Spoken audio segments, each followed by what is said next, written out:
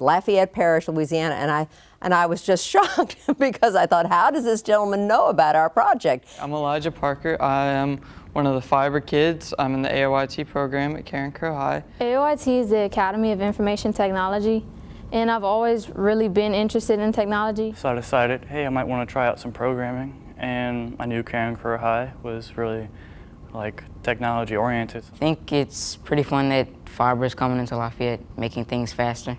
The Fiber Kids is kind of an exploratory group. We mess around with the cutting edge of what fiber can do. If I want to create a really, really high-tech project that's like 2 terabytes worth of data, I can stream packets of it to them very quickly. And I can get on the console internet and play against people all over the world. You know, maybe somebody who's really good at producing music for soundtracks and stuff like that, and I'm pretty good at the actual video editing part of it. We could collaborate and come up with something that's really cool.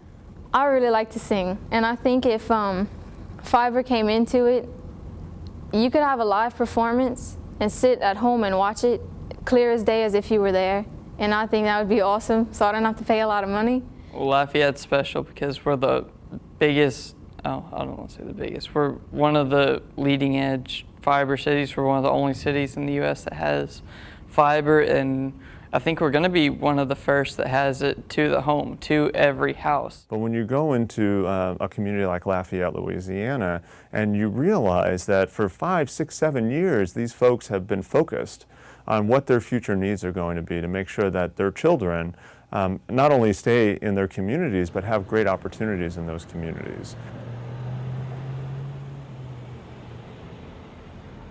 My name is Joey Durrell, and I'm the City Parish President of Lafayette, which is basically the mayor of the City of Lafayette and the president of the parish of Lafayette Parish. My name is Terry Huval. I'm the Director of Utilities for the Lafayette Utilities System and also oversee the LUS fiber system. I guess it was in the latter part of the 90s, LUS had a microwave system they used for communications among their substations, the 14 substations that they had, and they were looking at replacing that. So what we did at that time was to hire a consulting group to help us find what is the right technology for us to use. I was involved with the Chamber of Commerce at the time, so I had some kind of an idea, an inkling of what was going on. And the Chamber was pushing very hard that as long as they were replacing their microwave system to go to a fiber optic system. The highway of commerce for the future is high-speed broadband. And the sooner we take advantage of that, the better off we're going to be. And I told them the story about the electric utility system. In 1896, the people in Lafayette decided to vote to establish our own electric utility system because the private companies weren't willing to come to a little town like Lafayette to do it. And had Lafayette not done it, and you take a look at when the private companies finally came into our area, it wasn't until the early 1930s before they came. Would have been about 30 or 40 years behind in being able to get this kind of infrastructure. So our community understood that if we didn't do it ourselves, we would not get it. We did publicly, privately beg the big companies to do it for us so we wouldn't have to do it. We'd had conversations with them about potential public-private partnerships.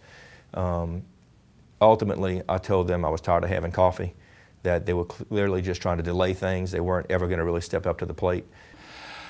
And so what we went to our council and heard the pitches from the telephone and cable company trying to say we shouldn't do this. The council voted unanimously. It was about one unanimous. It was 7 to 9, 7 to 2, 7 out of 9 votes in our favor for that project. And we moved forward with building the project to hook up our substations. Well, by the time that was just barely starting, the Chamber of Commerce, the Economic Development Authority, business people in the community said, okay, what you going to do with the rest of this fiber?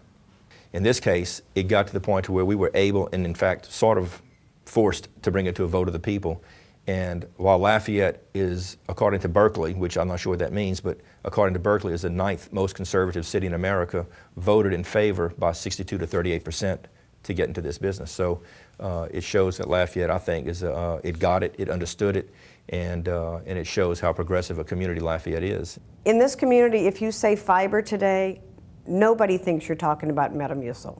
Within the Travis Technology Center, we have several IT service companies and/or developments. We can provide better services and more reliable services because we have capacity available to us.